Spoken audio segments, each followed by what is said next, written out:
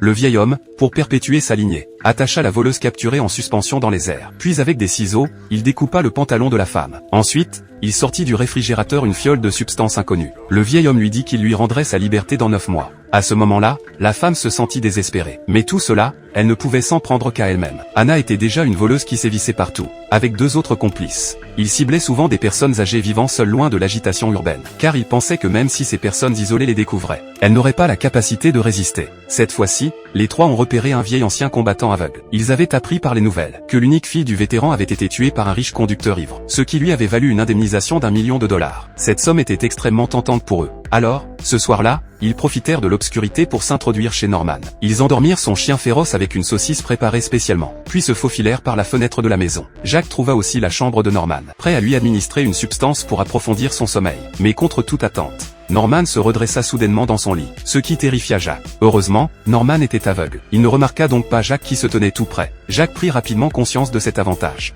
Il posa délicatement la drogue préparée sur le sol, puis referma promptement la porte et s'éloigna. Il commença à chercher cette énorme somme d'argent, mais nulle part ailleurs ne semblait cacher de l'argent. Alors, ils fixèrent leur attention sur une porte fermée. Tous étaient convaincus que le million de dollars se trouvait derrière. Jack, impatient, sortit une barre de fer, voulant forcer la porte de la manière la plus directe. Pourtant, cette porte en bois, qui semblait si fragile, ne céda pas d'1 millimètre malgré tous ses efforts. Désemparé, il sortit son pistolet, avec l'intention de tirer sur la serrure. Mais ses complices s'y opposèrent, car le vol simple et le cambriolage armé sont des crimes de nature très différente. Mais Jack ne les écouta pas. Il visa la serrure et tira. Voyant que Jack n'écoutait pas les conseils, son complice préféra partir. C'était peut-être exactement ce que Jack voulait. Avec une personne de moins, il pourrait garder une plus grande part. Cependant, après avoir réussi à forcer la porte, Norman apparut mystérieusement devant eux. Manifestement, le coup de feu l'avait réveillé. Heureusement, Norman étant aveugle, il ne pouvait pas voir l'état de l'intérieur. Jack s'empressa de mentir, prétendant être ivre et s'être trompé de porte. Mais Norman marcha justement sur le verrou que Jack venait de retirer. À ce moment-là,